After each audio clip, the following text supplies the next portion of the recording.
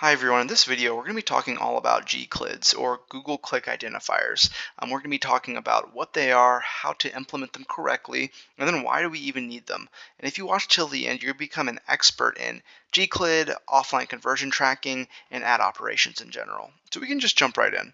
So Google Click ID or Gclid is a parameter passed in the URL with ad clicks to identify the campaign and other attributes that are associated to that click.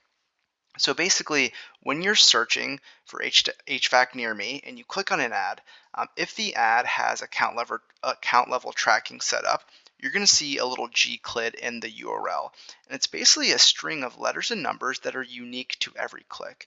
And this way, Google can then track the attribution of every click individually. So say, I'm searching, I click on HVAC, I get King Heating, Air, and Conditioning, right? I fill out a form, and then 2 weeks from now, I actually become a sale.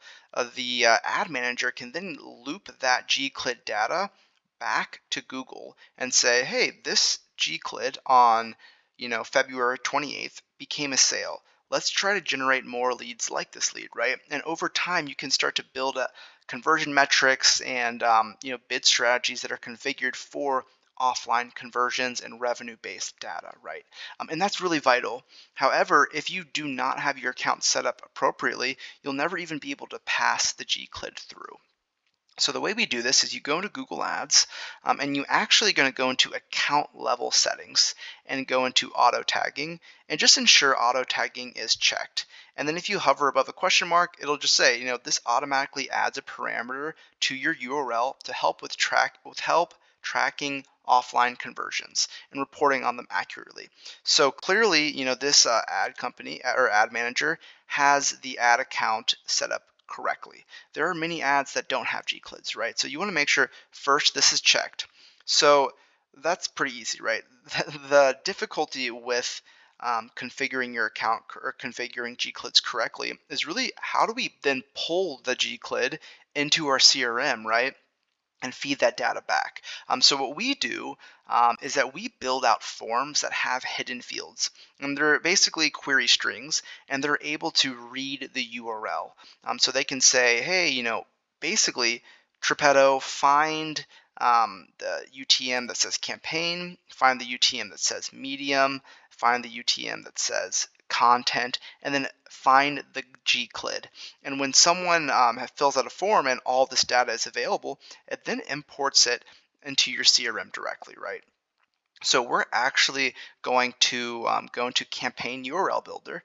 This way we can kind of build a campaign or build a URL that has the data that we're looking for, and we can kind of test to ensure that Gclids are coming in correctly, right? So we're going to just put our URLs in here. We're going to put our campaign data, our UTM data, and we're going to copy it right here. Then we're going to open up a new tab, paste it, and you're going to want to add Gclid as well, because I'm going to show you if you don't add Gclid, you're not going to test whether your form can pull in that data accurately. So we're going to just put 1, 2, 3, 4, 5 and hit enter. Okay, so once that data is put in there, you're going to hit submit. And then you're going to go back to your form builder and you're going to just check results. And as you can see, the last result that came in, we're going to view.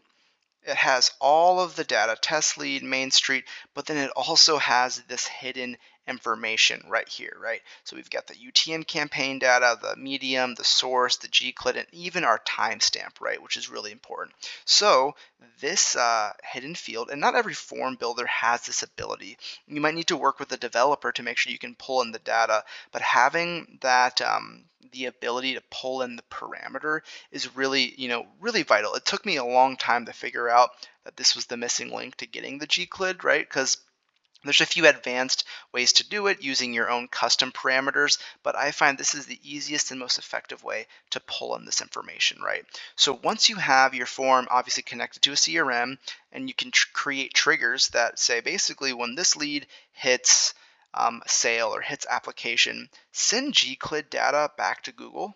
So we're going to go to Google and kind of just show you how do we even do this, right? So hit tool and settings, hit conversions. There we go. So now conversions is loaded up. So we're going to just hit this blue icon right here. and we're going to say import. We're going to put other data sources or CRM and track conversions from clicks.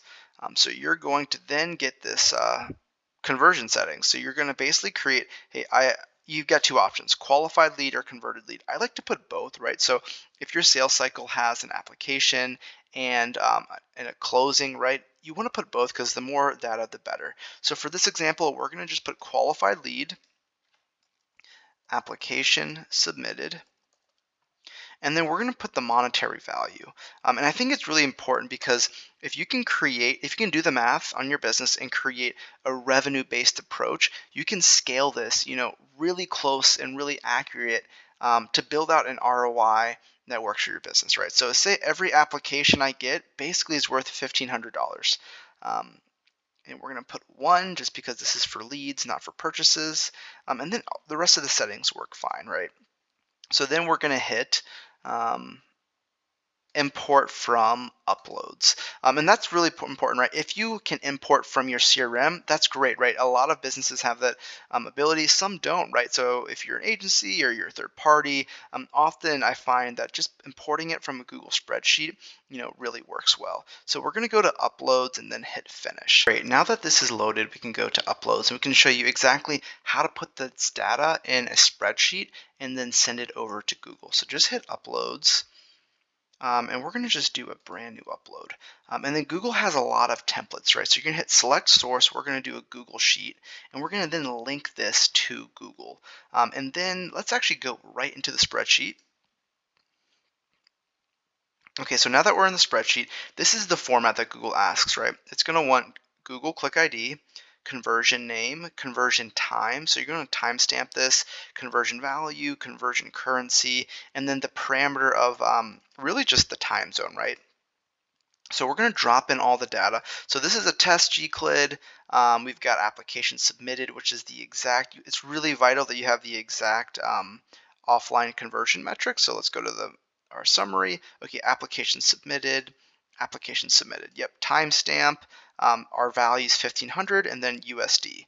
Okay, so now that this is basically the format of how the data is going to come in. Again, you can create automations, Zapier, you can do this manually, but basically you want to be able to pull this data back into a spreadsheet, and you can schedule this for once a month, once a week, and then go back to Google Ads, go back to uploads.